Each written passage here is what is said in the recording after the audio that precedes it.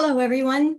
It's a pleasure to welcome you today to A Mentor's Legacy in honor of Dr. Frances Degen Horowitz. And we're delighted to welcome you and for this Early Career Scholars Fund launch. My name is Jennifer Lansford. I'm the president of SRCD.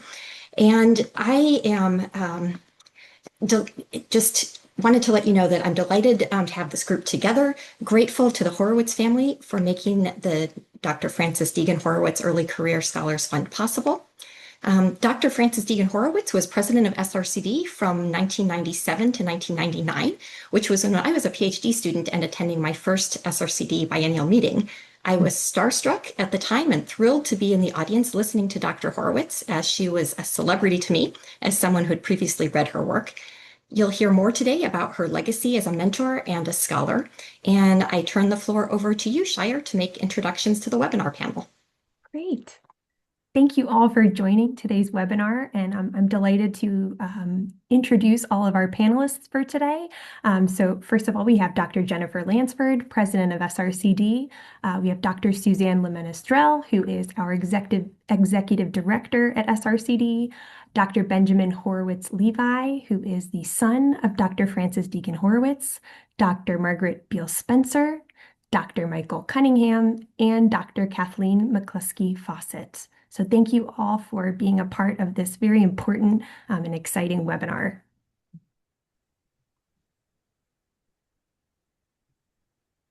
Thanks, Shire. As Shire said, I'm Suzanne Le Menestrel. I'm the executive director at SRCD. I'm just going to provide a brief overview of the fund. We established this in honor of Dr. Horowitz, whose leadership and vision fundamentally shaped SRCD's commitment to nurturing early career scholars in child development. And Dr. Horowitz really believed that the future of developmental science depends on intentional investment in people, especially at the earliest stages of their career. And her legacy helped make the Millennium Scholars Program and the Horowitz Early Career Scholars Program possible. The fund is going to directly support our early career scholars, those who are doctoral students and those within 5 years of earning their PhDs. It will support dissertation research awards and pilot studies through our small grants program. And this fund really reflects important values that we at SRCD hold, as well as our members and leadership. That equity and inclusion in who gets to conduct science is one of our core values, and making long-term investments in the next generation of researchers. And supporting this fund is really a gift to today's scholars, and it's a commitment to the future of our field in child development research, which is something that Dr. Horowitz truly believed in. So next, I'm going to turn things over to Jen Lansford, who will moderate our distinguished panel of presenters. Thank you so much. Thank you, Suzanne. It's terrific to have this group of people together today to speak as panelists because each one has a different relationship with Dr. Horowitz. And so I'm going to let them each explain their relationship with Dr. Horowitz to you and the impact that she has had on their lives in the field of developmental science. So I'd like to start with you, Dr. Levi. Thank you. It's a pleasure to be here. Thank you for honoring my mom. So one of the things that really drove my mother was her adventurous spirit. Frances learned to fly an airplane at the age of 17 when she won a New York City-wide essay competition for girls in scouting. When she did not get accepted to Antioch College, she enrolled in the Western College for Women, which, unbeknownst to her and her thoroughly Jewish family, was a Christian school that included required church services each morning. Frances's response for the year she spent there was to be fascinated with all parts of the experience. After getting into Antioch, she savored the opportunity to spend half the year, every year, working at some unusual job, like delivering fresh milk in rural Michigan in a truck that had to be driven standing up, even though she didn't know how to drive when she took the job. My mother jumped at chances to see the pyramids, the jungles of Central America, to honeymoon on an uninhabited 5-acre island off the coast of Maine with no amenities of any sort for 6 weeks. to be among the first academics to visit China in the late 1970s, and to travel to small towns throughout the state of Kansas when she was KU's vice chancellor. As a young professor, she seized the opportunity to transform a sleepy home economics department at KU into the Department of Human Development and Family Life, arguably one of the premier centers for child development in the world. Frances reveled in learning other people's stories. She was a master fundraiser because she knew how to listen intently so she could learn what mattered to those people who didn't yet know that they wanted to give her money. For 11 years, my mom hosted a CUNY-sponsored cable television show called Women to Women, where she conducted in-depth interviews with women of a distinction in the arts, education, journalism, health, politics, and social sciences. She was a staunch advocate for justice, for treating people fairly, helping create opportunities for people to grow and excel. Adventure for my mom meant learning. It entailed imagination. Its currency was discovery. As the saying goes, a mind once stretched can never regain its former shape. That being said, it requires no stretch of the imagination to see how thoroughly SRCD's Early Career Scholars Fund is a manifestation of Frances Degen Horowitz's deepest values and goals. Thank you for letting me share this. Thank you very much for those remarks about your mom, who is a truly special person. And if you all haven't already, I suggest that you read the interview with Dr. Horowitz that's part of SRCD's Oral History Project. It's available on the SRCD website, and it has a lot more information about Dr. Horowitz's early career, her family, and it's really a terrific history. So thank you for providing that background for us, Dr. Levi. I'd like to turn next to Dr. Margaret Beale Spencer. The floor is yours. Thank you very much. And Dr. Levi, thank you for that beautiful framing of Fran's life. I mean, she clearly was always someone very, very special. So I feel just very, very appreciative to be part of this occasion. I'd like to begin by noting that my new husband and I arrived at KU with a focus on his career. We were at KU for him to complete his, to do a doctoral degree training in organic medicinal chemistry. And my immediate objective was just to complete my 5-year undergraduate training in the biological and physical sciences. So my objective was, to take care of my certification requirements and to launch a career as a registered pharmacist. However, the degree and certification goals actually reflected my true interest, which was to become a pediatrician. I always have had a love for children and interest in making things better for them. My sense of purpose, was there to begin with, even though I'd had no social science background training.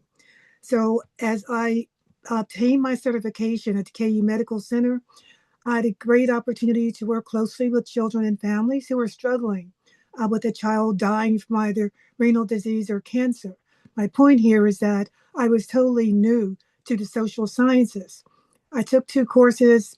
Decided to begin working part-time. I took 2 courses, one Psychology 101 and one a Research Methods course, and was offered a fellowship.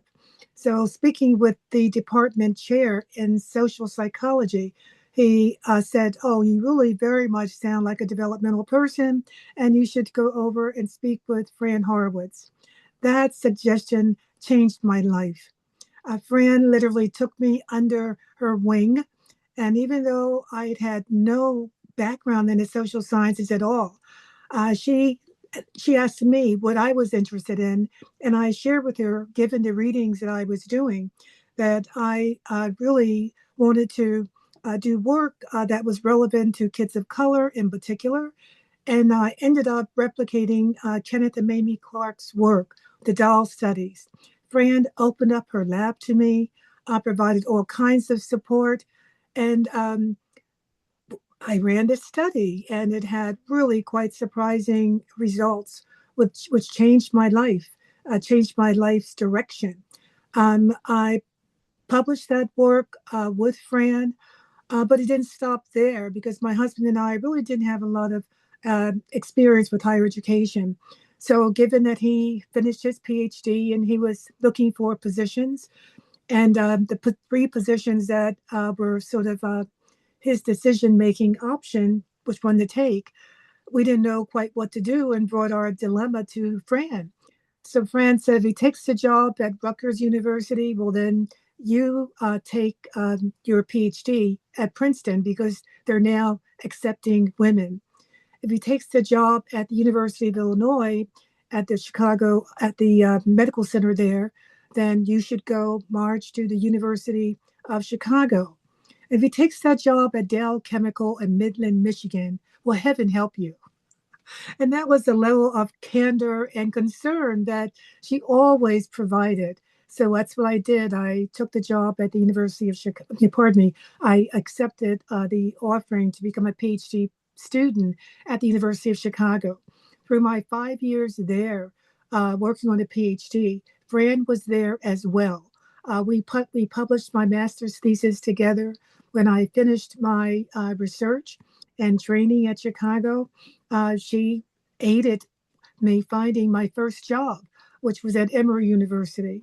So what I would say to you is that throughout my professional life and following, if you will, the training at Chicago and having my first job at Emory, she was always there for me. We would always have catch-up talks to find out how my life was going. And she was just always incredibly helpful to me. And I would call her the only classic, if you will, classical mentor that I've ever had. And I'm so grateful that the day that Fran transitioned, I didn't know, but I called her that afternoon and didn't know that was to be her last day. But she was always the kind of person to me that was caring, and she cared about my thoughts, even though I didn't have a background in the social sciences. It never mattered. She was always there as a social source of support, and also a person who always gave me a sense of confidence. You know that my training was different. Different didn't mean less; it simply meant different. And I approached things in a particular way that was always supported by Fran. So I'm really happy to be a part of this program, and I hope that I have been even half the mentor that Fran was to me. So I'm very grateful to be a part of this program today. Thank you. Thank you so much for those beautiful words in tribute. Dr. Horowitz clearly was an incredible mentor. I'd like to turn next to you, Dr. Michael Cunningham, for your remarks. Thank you very much. And this has been wonderful to listen to the personal life of Dr. Horowitz because I knew her and when she was the president of SRCD. So all the early years were not as I wasn't as familiar with. I was, of course, familiar with her work. I was familiar in terms of who she was. And I jokingly, when I first met her, walked up to her and said, "Hello, do you know you're my academic grandmother?" I said, "I work with Margaret Beale Spencer, and she talks about you as her mentor. So I'm claiming you as my grandmother." And she just smiled and said, "So nice to meet you." Little did I know that during her presidency, she started what was then called the Millennium Scholars Program. The Millennium Scholars Program was her sort of presidential initiative to really think about the year 2000. Like, what are we going to do for the field of child development to ensure that we continue to grow, develop, and be welcoming to all people in a society? And so the Millennium Scholars Program started with the focus first on undergraduate students. And we paired undergraduate students with graduate students and faculty members. We met at the conference and did mentoring over a couple of years. There were two directors of this program before I took it over, Dr. Pamela Trotman Reed and then Dr. Cynthia Garcia Cole, and then when I did it. And so when I took it over, it was in the 2000 years, And so I went to Dr. Horowitz and I was like, this is wonderful as a Millennium Scholars Program, but we're in the millennium now. And so if you don't mind, I would love to rename the program to the Francis Degen Horowitz Scholars Program, which we did. And so the program went on for a while, and they had other directors after me. And then while I continued in my professional career, I was on governing council, and we were doing an evaluation of the program.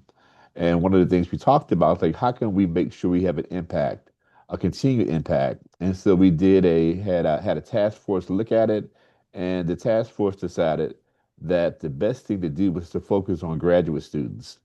And through some support from grant funding, we revamped the program. And I stepped back into a role as sort of a senior advisor to this program, and invited some other of our colleagues to come on to work with the program as well. Because I said I can't do it by myself, and with SRCD's support. So we started this program in terms of looking at the 2044 as sort of the year when the majority of the United States would be majority people of color. And so let's talk about that. And then from that as well, we say, that program is we're already there. If you look to the population under 18, there are already majority students of color. So let's just drop this towards the 2044 and really focus just on early career programs. And so we've had mentoring relationships between graduate students and academics about all kinds of career diversity, terms of within academia, within developmental science, outside of academia, the social policy fellowships, and so on. And we also met on a monthly basis in doing webinars, and then we met in person at the beginning of the program and at the annual meeting. And so it's really proud to be a part of something that she started and to take it to the next level and to also can see it continue on as well. So thank you for letting me be a part of this special program. Thank you so much for sharing those experiences. Um, our next presenter is, or next panelist is Dr. Kathleen McCluskey Fawcett. And are you able to, we're having a little bit of a technical issue here with muting, but so I think while we wait for that to be resolved, I might just highlight a couple of other things that you may or may not know about Dr. Horowitz. And these are kind of shown on the slide, listing many of her accomplishments. But I'll highlight a couple. So Dr. Horowitz co-developed the neonatal behavioral assessment scale, also known as the Brazelton scale. It's a series of 27 tests assessing newborns on 38 behaviors such as alertness, irritability, motor maturity, interactions with others.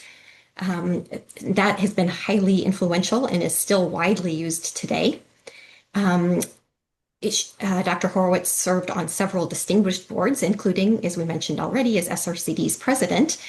She also served on the American Committee for the Weizmann Institute, the Feminist Press, the Frankel Institute for Advanced Judaic Studies at the University of Michigan and Antioch College.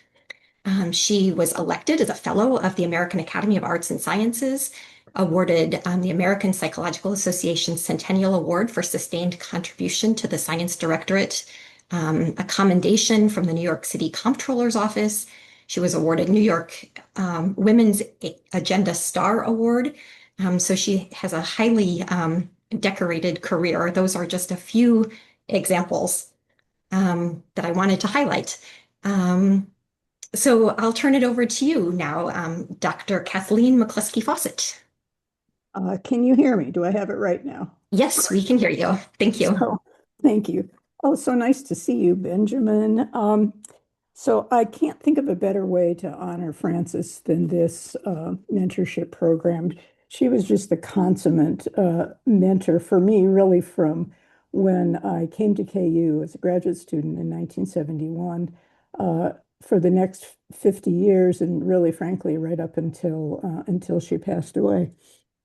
Over the 50 years that I knew her mentoring skills were probably the most important influence on me and the other graduate students that were lucky enough to be admitted to the KU Infant Lab. As Benjamin said, Frances had taken basically a 1920s style home ec department to become a powerhouse in child development and also in behavior analysis. The thing I think that many people don't realize was how very young she was when this was happening. She came to KU in the days when, and Margaret had mentioned it also, when two faculty members who were a married couple were not allowed to join the faculty. And Frances was able to come to KU, which wanted her desperately, even just out of graduate school. Her husband, Floyd, became an English professor, and she became essentially a research scientist. Very quickly, the dean and others became so impressed with her, they overcame that problem, and she became chair of the department when she was still in her early 30s. She took that traditional home ec department, which is why the department was still named Department of Human Development and Family Life, even though our degrees were in child development or in child psychology.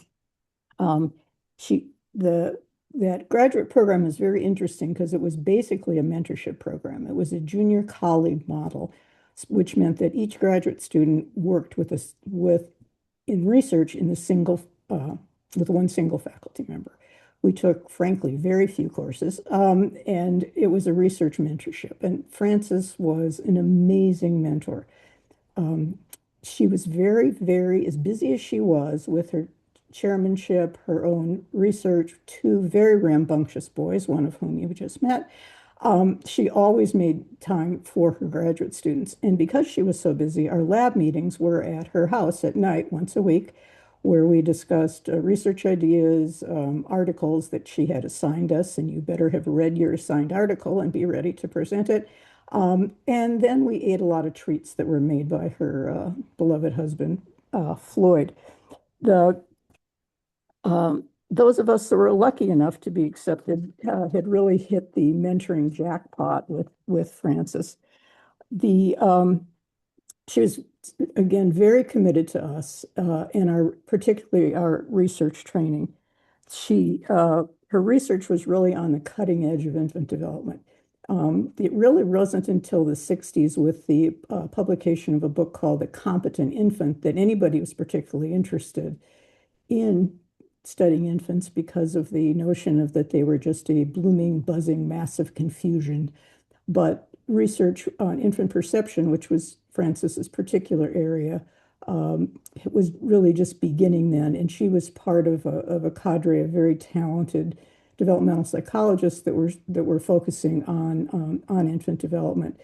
As Jennifer or Sarah mentioned, Frances also developed the Brazelton neonatal assessment, which should have been called the Horowitz-Brazelton assessment, because Frances really did a great deal of the development of that assessment. And one of my clear memories is her teaching me how to do that neonatal assessment. We tested with, days were looser around consent, but we tested almost every baby that was born in Lawrence before the baby was 72 hours old. So we would check with the nurses. They're like, yep, we got a baby. We go down and talk to the mom. But being taught directly by Frances how to do that exam, also while she was developing it, was amazing because she was an astute observer of infant behavior. And some people think, well, what are they doing when they're 72 hours old? But they were doing plenty.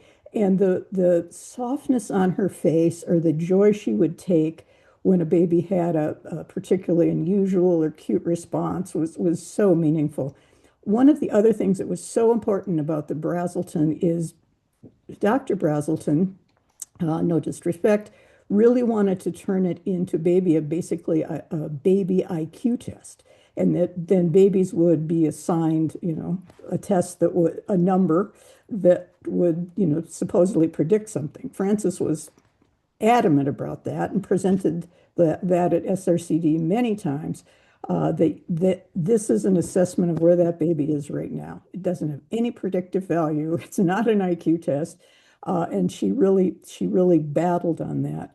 I remember at her SRCD presidential talk, is when the beginnings of in child development of the focus more on neurobiology and things and less on the environment. And she was very anxious about this. She made a very clear speech, not saying that the biological influence wasn't important, but that the environment was extremely important, and not to dismiss that and the pitfalls of that around basically dismissing the environment and relying on things that were more genetic or more biological. And I think that very much taps into her belief with mentoring is we are all raw material, and we need people to help us form into something.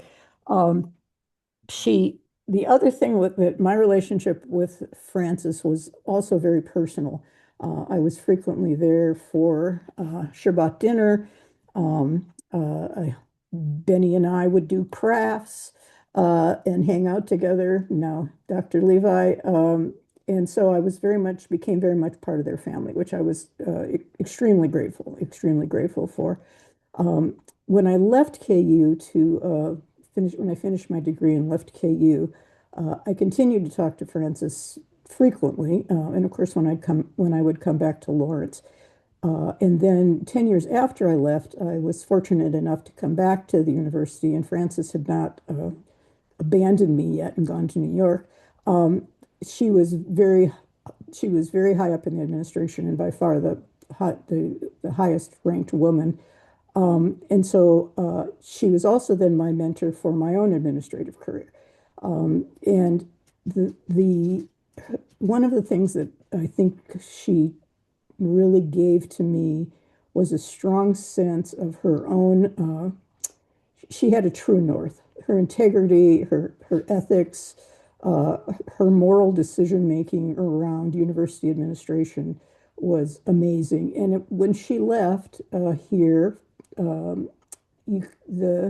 tone of the administration changed, because Frances is, and sometimes, a little self-righteously, but the tone that she set for how decisions were made on all sorts of things was extremely important. So I couldn't be more grateful. I hope that you students who are in the Horowitz mentoring program have as wonderful an experience as I did with Frances, who really did, as I think Margaret said, change the course of my life. Thank you so much for sharing those thoughts with us. Toward the end of the webinar, we'll have a chance for discussion among the panelists, as well as questions from the audience. So if you're in the audience, feel free to put any questions that you would like to ask the panelists into the Q&A box, and we'll get to those later. But now I'd like to turn the floor over to Dr. Suzanne Le Menestrel, SRCD's Executive Director, who will talk about achievements of SRCD early career scholars and future plans. Thank you so much, Jen. And it was wonderful to hear these personal stories about Dr. Horowitz. And what I learned, one thing I did not know is my mom also attended the same college, Western College for Women, as your mom, Benjamin. So that was pretty cool. So I wanted to take this moment to highlight some of the achievements of our early career scholars, and we also have a really nice 6-minute video that we'll share with everyone in the chat link, where you can watch some of our recent scholars talk about the impact that these awards have had on their personal and professional lives. So since 2018, we have funded 102 research projects. Our small grants program awards $7,500 up to $7,500, $7,500 to early career scholars to support research studies with the goal of helping them kickstart a larger research project. And we've supported 108 principal investigators. our Student and Early Career Council Dissertation Funding Awards. We've supported 141 scholars. And of course, you've heard a lot about our Horowitz Early Career Scholars Program, and that is currently underway. We've been fortunate to have some private foundation funding to support the program, including most recently the Wallace Foundation. And this is a structured mentorship and funding program that pairs early career scholars with senior mentors. And between 2021 and 2025, we've supported 50 early career scholars and 50 senior mentors. So in total, we've had 349 people directly impacted positively by these early career grants and awards. So this legacy from Dr. Horowitz is really making a difference every day in the lives of our early career scholars and their mentors.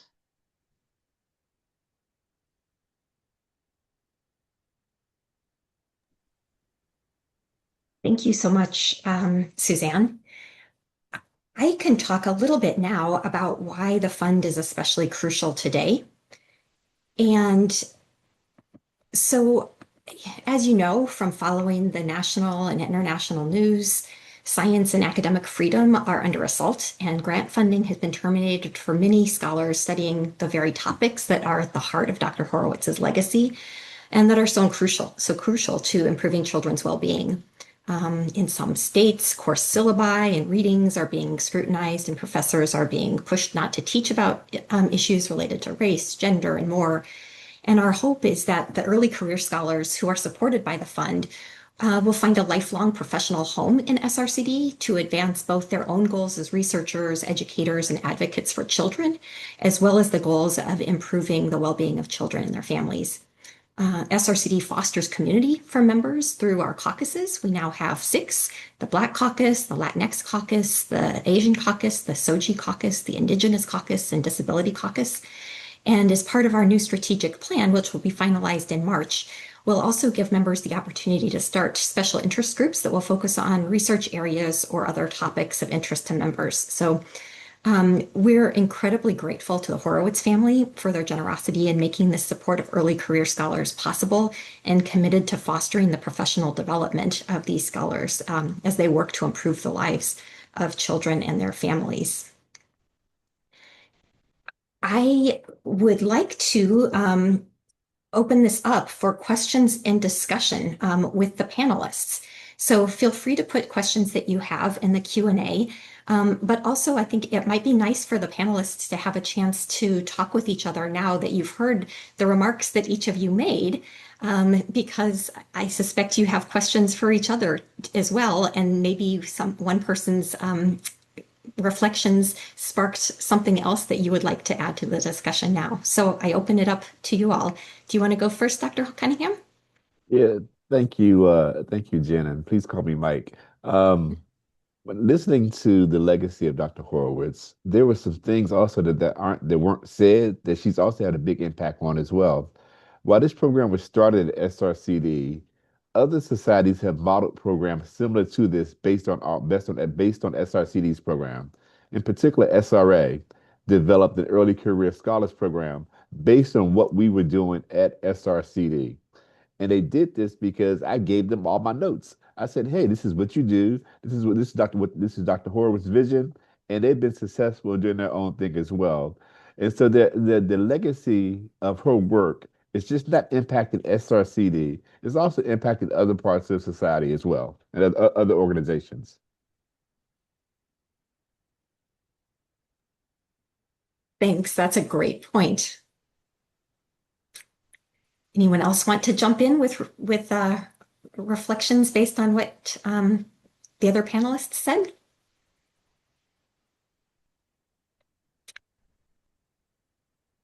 I would love to ask maybe some of the former students of Dr. Horowitz, because my interactions with her was as she was a professional and I was an early career sort of academic. But to me, she seems like an incredible sort of what I call quiet giant, who is somebody who is very serious, very dedicated, but then also, she wasn't the kind of person who would be on her own pedestal, sort of talking about stuff. So how have you all taken sort of her legacy in your own work in terms of modeling sort of the behaviors of that sort of consistent mentorship, uh, dedication to sort of strong science and understanding sort of the next generation?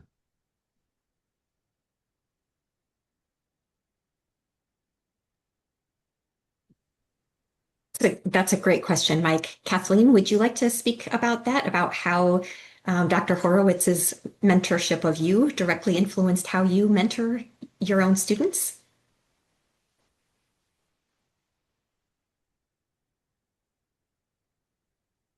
Uh, I think we're having some technical issues with the mute function. Margaret, would you like to speak about that? Oh, yes. Okay. No, one of the things that I most appreciated about Fran in terms of individualizing mentoring is that she saw you as an individual sharing, passion about a question. So she was not the kind of person who, say, insisted that you do what she was doing, but she let you be, if you will, the originator of ideas that were different. And for me in particular, given that I did not have the background in the social sciences at the time, as I shared, I was a person who had spent 5 years studying biological and physical sciences. And when I read the literature, because I was also, I guess, that second year when I was I was at KU, and learning about psychology from those two classes that I took, I read the literature and was very, can I say, just sort of mesmerized by it in terms of how it treated diversity. And so reading the Clark's work as a set of studies, I was just sort of taken aback by the assumptions that were being made about children of color. So Fran, let me be my own originator, if you will, of studies and interest.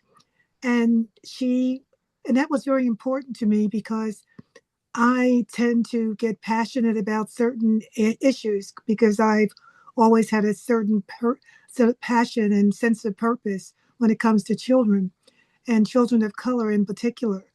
And so reading the Clark's work and reading the assumptions that were being made about that research, just took me in a particular direction that was not the same direction as psychologists at KU at the time in their work, nor, if you will, infant work, infancy focus.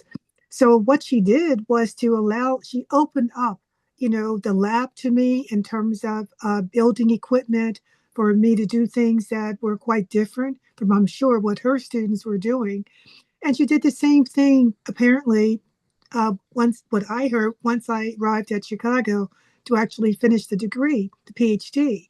And that is apparently in the letter about me, she told him that I was not the kind of person that necessarily should be, funneled into someone's lab to do what they did, but should let me be creative and design, if you will, my own program of study.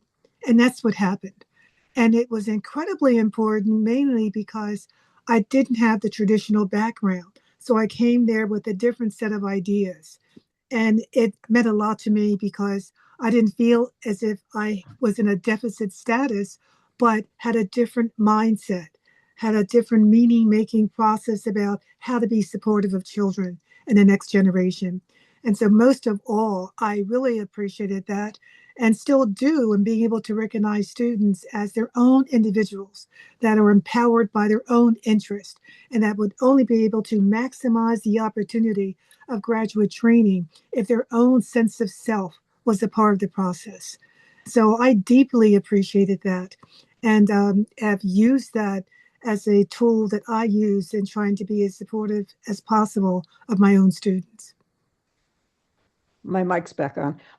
Michael, I want to respond to your sort of your query about how she was perceived particularly when she was younger, not how she was perceived, but as you saw her as a much more senior person.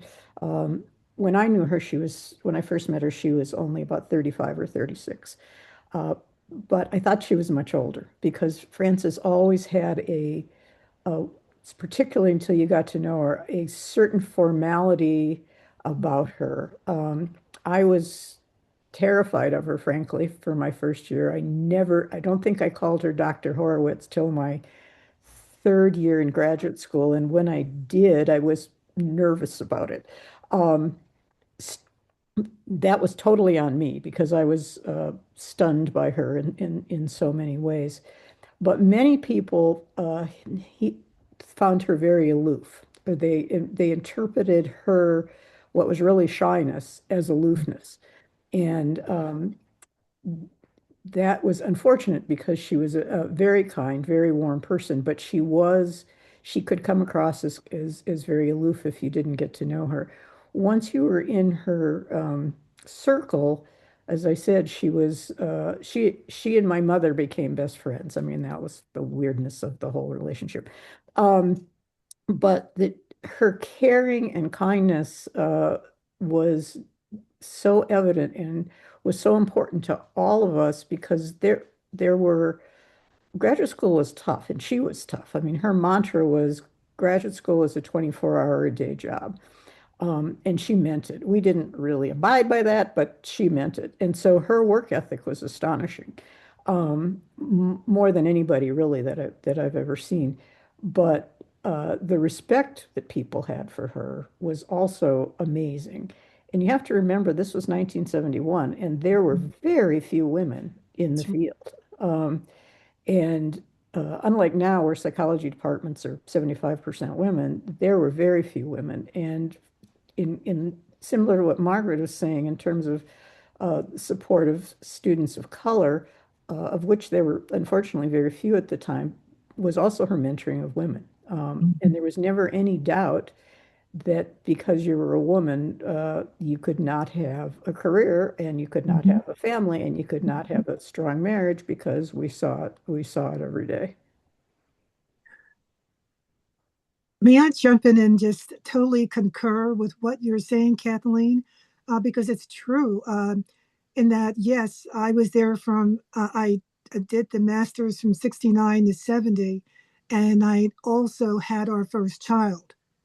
And so engaging in the research which ended up being, a full-blown thesis, and having a newborn, the only pressure I felt, as opposed to just lots of support, was she said, well, your baby has to come in to be tested.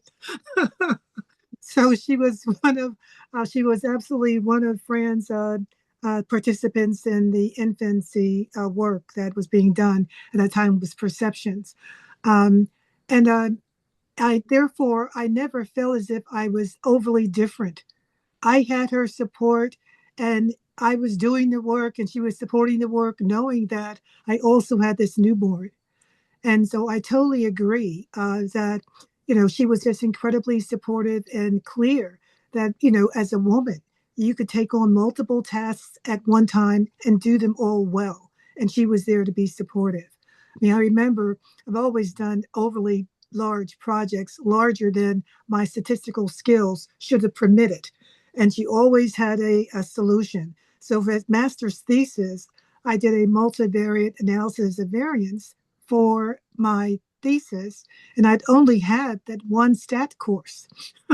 So she gave me this set of papers, and back then we were still using calculators. It was like several pages, and I followed the instructions that she provided, and you just do the calculations twice, and then you get the results, and it's fine, right? But she always had a solution for something that seemed like it was, um, unusually challenging, and she provided the supports that made sense. For me, it was Joe Ryan, who was a student at the time and much more computer science and statistics. And she provided all these different individuals to provide support so that you could answer the questions of interest, but you would have appropriate supports. And I think that idea that vulnerability really has to do with the risks and challenges, but also the supports that were available and protective factors. So you can get good outcomes. You can demonstrate resilience if the vulnerability can be kept low. So even though I didn't understand those terms at the time, I lived them with Frances Degen Horowitz. So I totally concur with you, Kathleen. She was fundamentally unusual for men or women during a time when there were very few women, and certainly not empathic in the way that Frances was. And you're right. On the one hand, she seemed aloof, but she exhibited and communicated a sense of care and support that was absolutely, just ever present. And I'm so grateful that she launched who I am today. She launched that and she provided the supports to make it happen. So I'm really grateful for this opportunity to be a part of this celebration of an incredible woman, an incredible scholar, and just baseline human being. I am finding this to be incredibly sort of helpful and foundational for me and even the things that I do. Because as I mentioned, I told Dr. Horowitz she was my academic grandmother because I did my PhD with Margaret at Emory. And I do some of the same things that you are describing that Dr. Horowitz did, that Margaret did, in terms of inviting students to our homes, making sure they felt welcomed in these spaces. And I also, as Margaret did as well, work with students who were not the numerical majority in our programs and making sure they felt that one, science is science, and we need to do good science because science first, science second, and science third. And we need to also make sure that we also recognize that people are humans and have lives. And so some of the lessons that I've learned from Margaret, I'm hearing that Dr. Horowitz also planted in others as well. So I'm incredibly grateful to be a part of this too. So thank you all. Thank you. I want to share a beautiful comment from the Q&A as well, in case folks didn't have a chance to read it. Frances has an almost magical capacity to put me in touch with the best parts of myself. And I think that the comments from you all as panelists are really reflecting that sentiment as well. Benjamin, do you want to jump in with other thoughts about your mother? Well, it's to Kathleen's comment, my mother's work ethic was epic. And I tell my own children who are both smarter than I am that if and when they develop my work ethic, they will be amazing. But I remember going to sleep hearing my mother type. Anyone who got anything from her knew that she would, having been a poor graduate student, she would take a piece of paper that had typing on one side and she would type on the back side because she never wanted to let paper go away. So when you got something from her, her grad students always sort of bemoaned the fact that there was irrelevant material on the back side because she was always saving paper. One of the things that she did was she credited my father a great deal with her career, in a sense by being a real equal partner with her. My father was the person who got us up in the morning and made breakfast, and he did all the cooking, as do I at my house. And from a very early age, they modeled a partnership, both lifelong and otherwise, as life partners, and otherwise, it was really very admirable. They met when they were 13 and 11, respectively. And interestingly, having now read through diaries that she kept, I knew basically, but I learned more that they'd been friends, personal friends, and intellectual friends, simply friends, until the day that they decided to get married. They had never dated, they had never done any of those things. They had been friends, and they would write these letters that, to my mind now, are just ridiculous. They would write about literature to each other when they were in college. I mean, they didn't talk about their friends. They talked about what they were reading. And that was their relationship. During my childhood, I never heard them raise their voices to each other. Never once. And they were very highly rational people, and which was consternating as a child. Because I didn't read a book on my own until I was probably 16. I was the anathema. My mother really likes serious children. I was absolutely not. For those who don't know, I wound up getting an MD, PhD, and I'm a pediatrician at Penn State, and I'm a philosopher, and I do work in applied decision making and a lot with regard to child protection and so forth. So. I did aspire, I did succeed at the things that were on her metrics, but she was very dedicated to Kathleen's comment. I think actually someone gave her a pillow that had sort of sewn in her saying that grad school was a 24-hour investment in your future, right? And that was her view, is that you did serious things for a purpose. And if you weren't going to do it for a purpose, then why were you doing it? That was not very fun as a kid. And I must say, when I see these B movies that people spend $20 million making, I find myself thinking like her, gosh, that money could have been spent actually making a positive difference in the world. So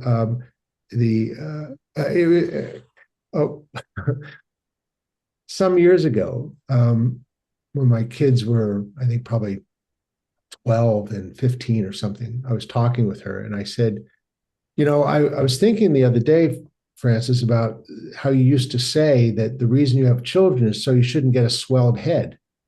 And she said, oh, I haven't thought of that saying in years. I said, funny, I think of it every day.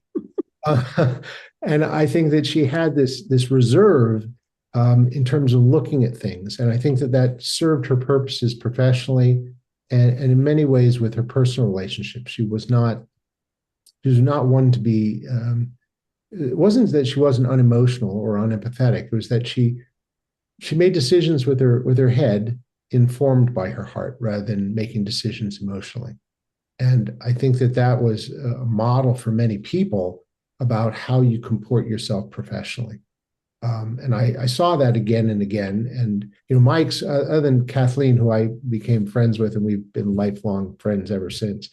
And by the way, in the earlier slide, there's a picture of my mom with a young woman in green with fiery red hair. That's Kathleen. I had occasion when I became, in the aftermath of the Sandusky tragedy and scandal, I became the founding director of Penn State Center for the Protection of Children. And I reached out to one of my mother's former graduate students, who's now an endowed professor at Harvard and very well known. And when I told him who I was, he almost fell off his chair because the only thing he remembered about me was this teenager eating candies, watching television when he and his colleagues would come over for their weekly lab meetings. My mother viewed her graduate students as members of her family. I mean, she had enormous pride in them. She held them to account the way she held family members to account, and she nurtured them in that way. I think she was, as I said in my remarks at her funeral, that her grad students were her pride, and their successes were her joy. Mm. Thank you. And you've yourself have now led quite a life filled with accomplishments that your mother would be very proud of, and followed in her footsteps in many ways. Other thoughts from any of the panelists?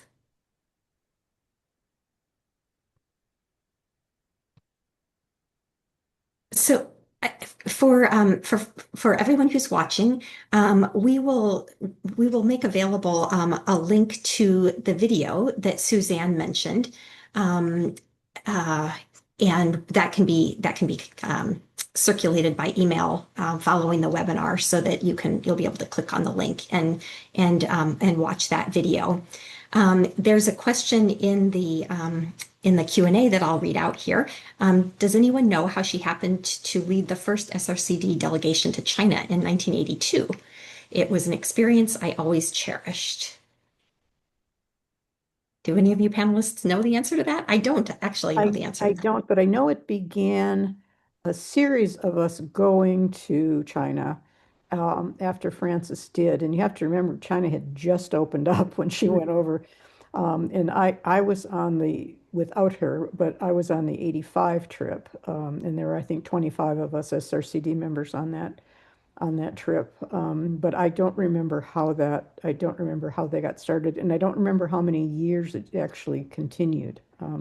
But it was an amazing experience. And I know Frances was I don't want to say instigator, but I will. She was the instigator of that program. We Yes, often reached out to people from sort of different cultures.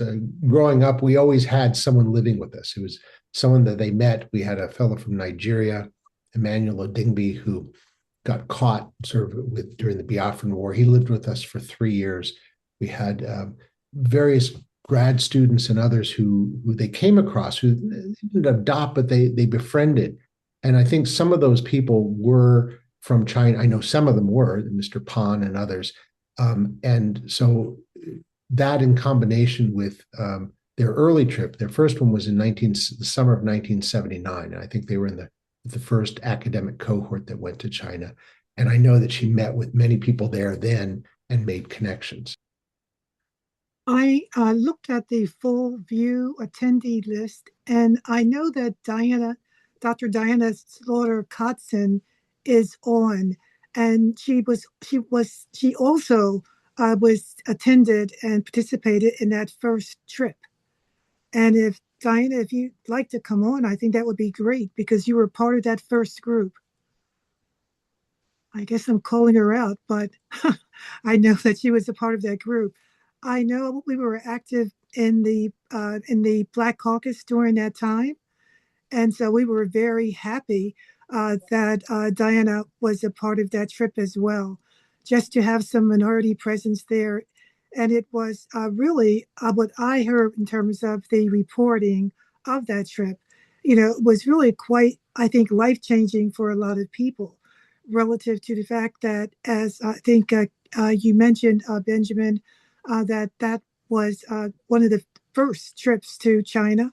And I think there were a lot of assumptions that were made about observing, if you will, the experiences of young children in China. There was a lot of comparisons with kids in the U.S. But it was quite impactful for us to hear about the specifics of the experiences had at that time. But I'm really glad that happened because it was one of the first formal, if you will, attended by American psychologists, a trip to China. I guess Diana won't be coming on, but yes, I think that was incredibly important. And Fran was definitely a major, if you will, a supporter of that effort. No, I think I went in 1984, had the year wrong. And I think Diana was on that trip too, but I think she was on the 84 trip also. Because I remember she and I were, particularly as Benjamin pointed out, I used to have flaming red hair. She and I were quite a curiosity to the Chinese. And so we were photographed often, or there weren't cell phones then, but there was quite a curiosity about, particularly about our appearance. Thank you both. And I should have said it was actually Diana who raised that question. And I think that the way the webinar is set up, I think it's not possible for Diana to jump in, but thank you for raising the question, Diana. We've come to the end of our time together, and I want to express my gratitude to all of you for participating in this panel, to everyone who's been part of the audience here, to the Horowitz family for making the Dr. Frances Degen Horowitz Early Career Scholars Fund possible. And this is a really terrific way for Dr. Horowitz's legacy to continue to live on. Thank you all so much.